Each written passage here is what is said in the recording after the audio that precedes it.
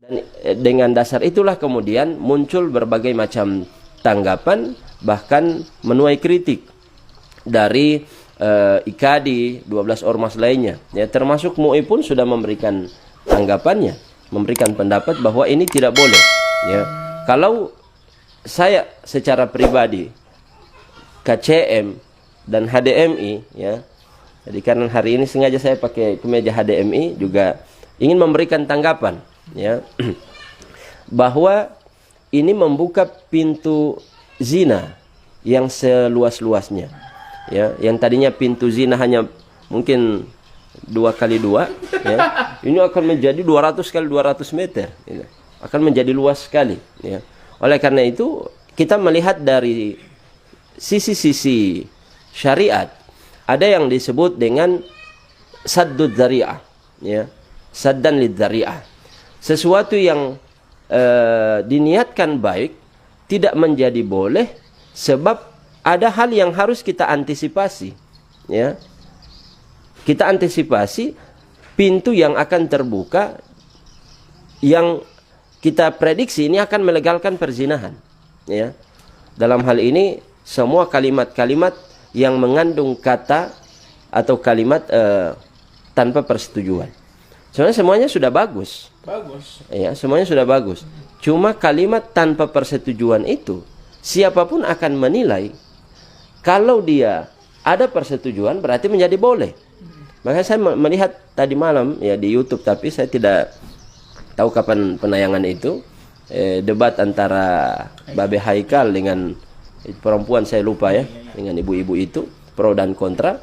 Dia bertanya, Babe Haikal ini hanya mempersoalkan pada mewakili ormas-ormas lain tentunya, mempermasalahkan itu dua kata itu tanpa persetujuan dari korban.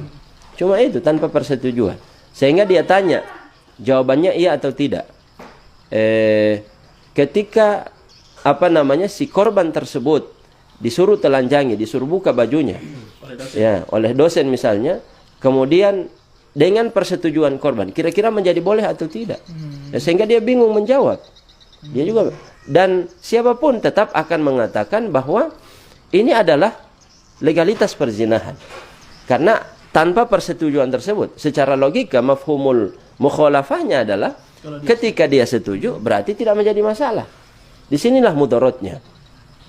Itu sisi pertimbangan yang pertama, saddan lidzari'ah. Kita saddan lidzari'ah itu adalah menutup rapat-rapat pintu yang kemudian bermuara kepada satu mafsadah atau satu mudarat. Karena ada mudarat besar yang akan terbuka ketika ini dilegalkan, Permendikbud ini diterima dan diterapkan. Karena itu kan hampir semua ormas kemudian ya meminta ini dicabut kembali, ya, entah direvisi atau dicabut, ya, dibatalkan atau direvisi. Sebenarnya dua opsi yang menurut saya mesti diperjuangkan, sebab kalau didiamkan ya kemudian lahir sebagai permen dan ini diterapkan, ini akan membahayakan kita sekarang dan generasi kita yang akan datang. Kemudian kalau kita lihat dari kacamata mudaratnya, kacamata syariat, ini kan ada dua mudarat yang sedang berhadap-hadapan. Ada dua mudarat yang sedang bertentangan, antara mudarat pelecehan seksual dengan mudarat perzinahan. Kan begitu. Ini Permendikbud dilahirkan dalam rangka mengantisipasi bahkan mengamputasi praktek pelecehan seksual yang terjadi selama ini. Tapi itu mudarat memang. Tapi dengan lahirnya Permendikbud ini akan membuka pintu zina, bahkan melegalkan zina, perzinahan. Berarti ada dua mudarat di sini. Nah, kita akan menggunakan kaidah usul fiqh, ya, atau kaidah fiqhiyah, idza ta'arada mafsadatani ru'iya a'zamuhuma dararan lirtikab akhaffihima. Atau kaidah sederhananya disebut irtikab akhaffain dararain, akhafud dararain.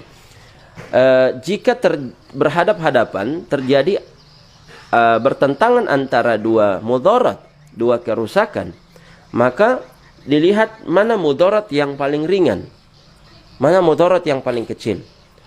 Misalnya kalau kita batalkan undang-undang ini, Permendikbud ini, kita tarik, kita tolak, dicabut kembali, berarti tersisa satu mudarat.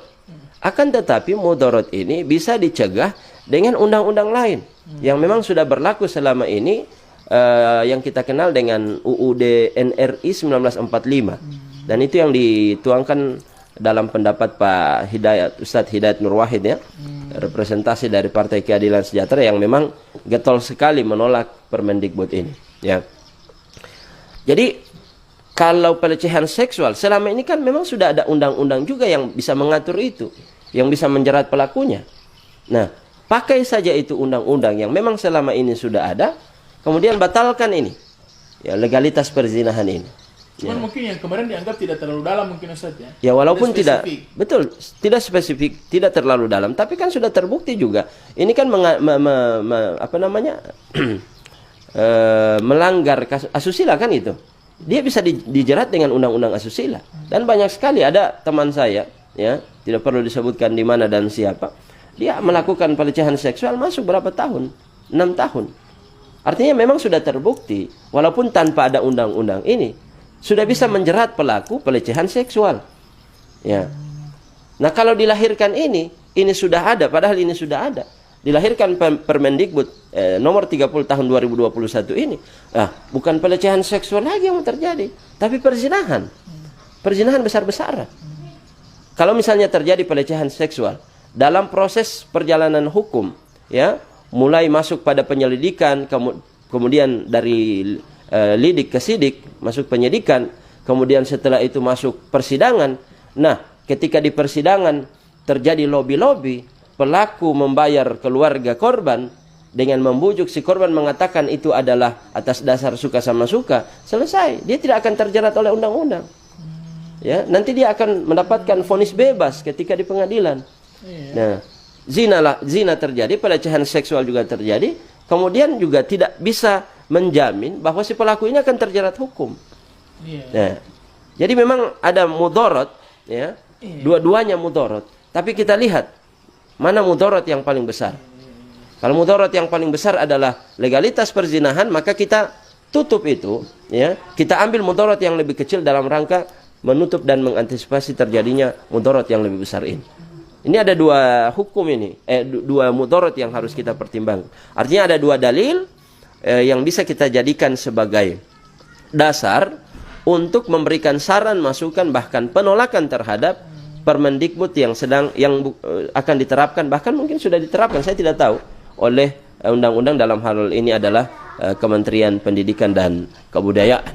Jadi ada kaidah saddud dzari'ah atau saddan lidz-dzara'i, dan yang kedua adalah akhaffu ad-dararain.